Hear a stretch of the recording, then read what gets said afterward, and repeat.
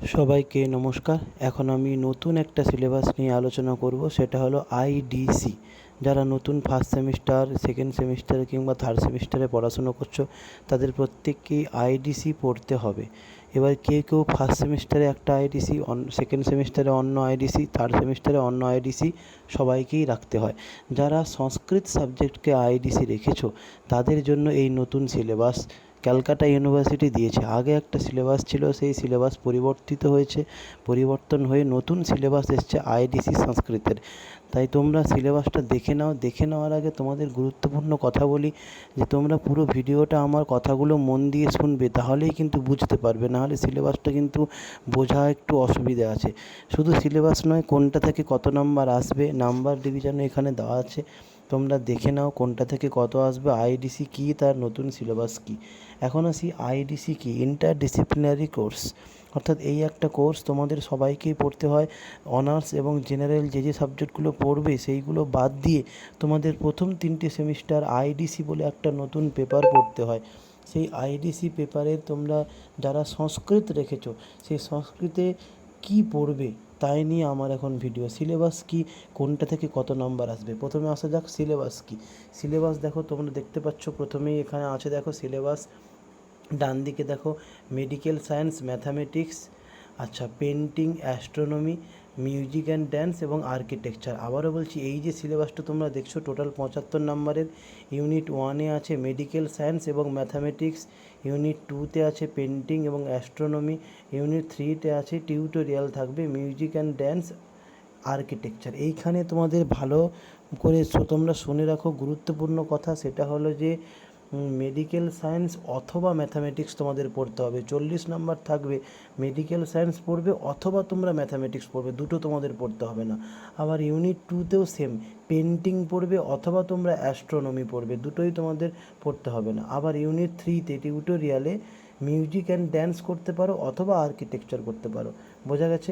এই যে 6টা টপিক তোমাদের আছে, 6টা টপিকের কিন্তু সবগুলো তোমাদের পড়তে হবে না। হয় মেডিকেল সায়েন্স পড়বে, না হয় ম্যাথামেটিক্স পড়বে, না হয় পেন্টিং পড়বে, না হয় অ্যাস্ট্রোনমি পড়বে। অর্থাৎ প্রত্যেকটি ইউনিট থেকে তোমাদের একটা করে টপিক পড়তে হবে। একটা টপিকের জন্যই 40, একটা টপিকের জন্যই 10, একটা টপিকের জন্যই 25, টোটাল নিয়ে 75 নাম্বার।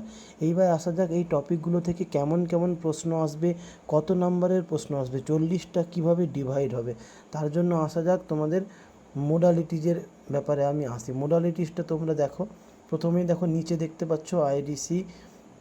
দেখো তোমরা নিচে দেখতে পাচ্ছ medical science 40 number. Medical science 40 number কেমন থাকবে না, লং কোশ্চেন করতে হবে দুটো, 10-2 20 নাম্বার। শর্ট কোশ্চেন করতে হবে 5টা, 5-2 10 নাম্বার। আবারও বলছি, লং কোশ্চেন দুটো করতে হবে, 10-2 20। শর্ট কোশ্চেন 5টি করতে হবে, 5-2 10, টোটাল 30। এছাড়া থাকছে কি 10 নাম্বার এই যে শর্ট নোট, অর্থাৎ টিকা করতে হবে দুটো, 5-2 10 নাম্বার। ব্যাস, এই গেল মেডিকেল সায়েন্স থেকে 40। অর দিয়ে দেখো ম্যাথামেটিক্স, যেটা আমি একটু আগে বলেছিলাম, হয় তোমরা মেডিকেল সায়েন্স 40 করবে, না হয় তোমরা ম্যাথামেটিক্স থেকে 40 করবে, যে কোনো একটা টপিক করবে। যারা মেডিকেল সায়েন্স করবে তারা আর ম্যাথামেটিক্সটা করবে না, কিন্তু যদি যারা ম্যাথামেটিক্স করতে চাও তাহলে তোমাদের আর মেডিকেল সায়েন্স করতে হবে না। ম্যাথামেটিক্সের ক্ষেত্রেও সেই একই নিয়ম, দুটো লং কোশ্চেন করতে হবে 10-2 20, আর 5টা শর্ট কোশ্চেন করতে হবে 5-2 10, এবং টিকা করতে হবে দুটো, 5-2 10। এইবারে আসা যাক ইউনিট 2-তে। ইউনিট 2 টপিক কি, পেন্টিং অর অ্যাস্ট্রোনমি। হয় পেন্টিং করবে, না হয় অ্যাস্ট্রোনমি করবে। পেন্টিংয়ের ক্ষেত্রেও 10 নাম্বার থাকবে, অ্যাস্ট্রোনমির ক্ষেত্রেও 10 নাম্বার থাকবে, তোমরা যে কোনো একটা করতে পারো। অর্থাৎ পেন্টিংয়ে করতে গেলে কি করতে হবে না, শর্ট নোট অর্থাৎ দুটো টিকা করতে হবে 5-2 10। যদি কেউ অ্যাস্ট্রোনমি করতে চাও সেক্ষেত্রেও একই, দুটো টিকা করতে হবে 5-2 10। এরপরে আসা যাক টিউটোরিয়াল, অর্থাৎ টিউটোরিয়াল পরীক্ষার যে 25 নাম্বারের হবে, তার টপিক কি, তার টপিক হলো মিউজিক অ্যান্ড ড্যান্স অথবা আর্কিটেকচার। দেখো এক্ষেত্রেও একই নিয়ম, হয় মিউজিক অ্যান্ড ড্যান্স করবে নতুবা আর্কিটেকচার করবে। দুটো পার্ট আছে, মিউজিক অ্যান্ড ড্যান্স থেকেও 25, আর্কিটেকচার থেকেও 25, যে কোনো একটা টপিক তোমাদের করতে হবে।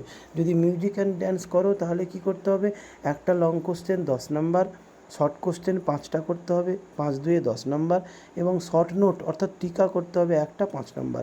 এই হলো 25। আর যদি আর্কিটেকচার করো সেক্ষেত্রেও একই নাম্বার ডিভিশন, একটা লং কোশ্চেন 10, 5টা শর্ট কোশ্চেন, 5 দুয়ে 10, আর শর্ট নোট করতে হবে একটা 5 নাম্বার। এই হলো তোমাদের আইডিসির সিলেবাস, টোটাল সিলেবাস। তাহলে আইডিসি তোমরা কি করতে পারো না, প্রত্যেকটি ইউনিট থেকে একটা করে টপিক নিজেদের পছন্দ মতো বেছে নিয়ে পড়তে পারো, সেইখান থেকেই প্রশ্ন আসবে এবং তার মধ্যেই তোমাদের লিখতে হবে। অনেক তোমাদের সহজ করে দেওয়া হলো। আর প্রত্যেকটা সেমিস্টারের জন্য কিন্তু এই সেম আইডিসি, অর্থাৎ আইডিসি 1 ফার্স্ট সেমিস্টারে যারা আইডিসি পড়বে একই সিলেবাস, সেকেন্ড সেমিস্টারেও যারা আইডিসি পড়বে একই সিলেবাস, থার্ড সেমিস্টারেও যারা এই সংস্কৃতকে আইডিসি পড়বে তাদেরও একই সিলেবাস। সংস্কৃত বিষয়ে আইডিসি যাদের যাদের আছে তাদের একই সিলেবাস। আরও একটা কথা বলে রাখি, তোমাদের কিন্তু প্রত্যেকটা প্রশ্ন উত্তরই বাংলায় লিখতে হবে, সংস্কৃতে কিছু লিখতে হবে না।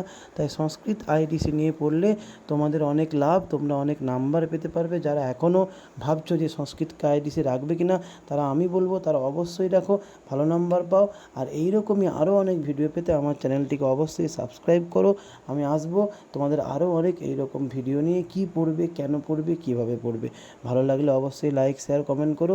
আজকে ভিডিও এই পর্যন্ত। সবাই ভালো থেকো, মন দিয়ে পড়াশুনো করো। নমস্কার।